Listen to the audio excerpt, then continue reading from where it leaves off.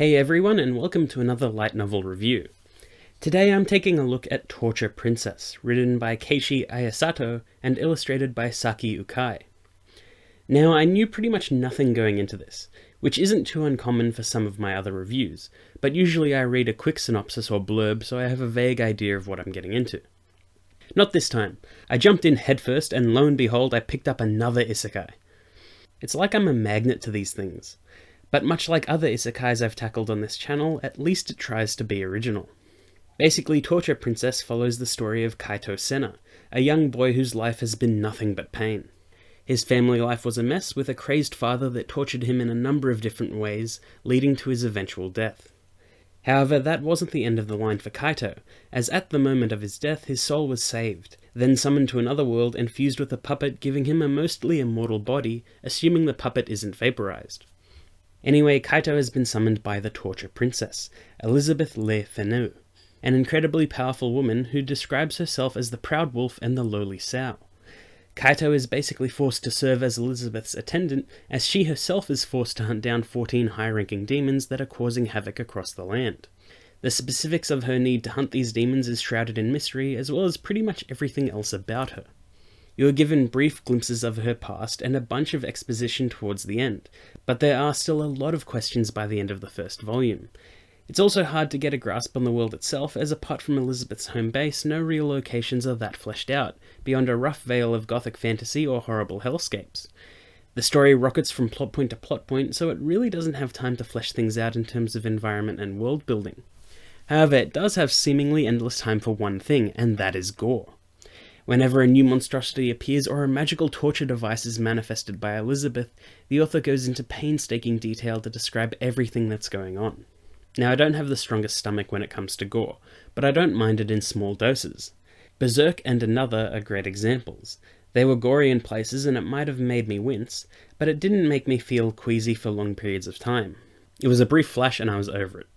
In Torture Princess, it feels like an uncomfortable slog, and I really couldn't wait for these sections to be done, as they either creeped me out or grossed me out.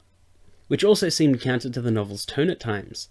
Like for example in my previous video about Our Last Crusade, I said that it was a melting pot of genres like rom-com and action and political drama. In Torture Princess, it's either a gory gothic fantasy, or a weird slapstick comedy starring Kaito and Elizabeth as he serves her gory Food Wars-style organ dishes.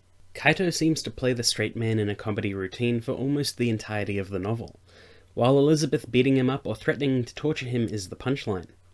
While Elizabeth has layers to her character and comes off like a tsundere at times, Kaito just keeps up the routine, and even from a first-person writing style, I really cared very little for his character.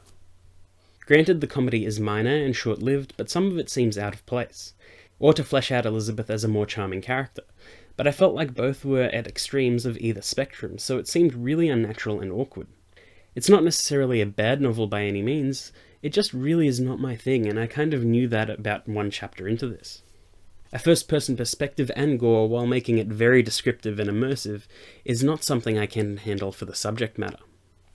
One thing I did like quite a lot, that contrasts really well with the gore, is the delicate doll-like art style of the illustrator. Most of the characters are drawn with a unique elegance to them, with the female cast actually looking like dolls, and not just being described as such in words. They have quite unique eyes, and just a very refreshing take on outfits and general character designs. While Elizabeth wears something that wouldn't be out of place in a Final Fantasy game, she wears it beautifully, especially on the front cover. It's a bit of an odd thing to dislike what I'm reading because it's a bit too over the top, but loving what I'm seeing in the art. While it would have made for a good quote or something to say that Torture Princess was a torture to get through, it really wasn't. I wasn't feeling it for this novel, and that's just because I've got a weak stomach when it comes to this stuff. Otherwise, it's quite well written, even if it moves at an awkward pace and baits its mysteries heavily so you keep reading. It's not for me, and that's fine, so if your interest has been piqued, then it's probably worth checking out. But be warned, it is a mature novel and even recommends for ages 16 and up on the back, because a lot of imagery in this can be quite unsettling. So anyway, I hope you liked that video. Please don't forget to like and subscribe, and please let me know what you thought of Torture Princess down in the comments below. Did you like it? Did you hate it? Let me know. Until next time, bye!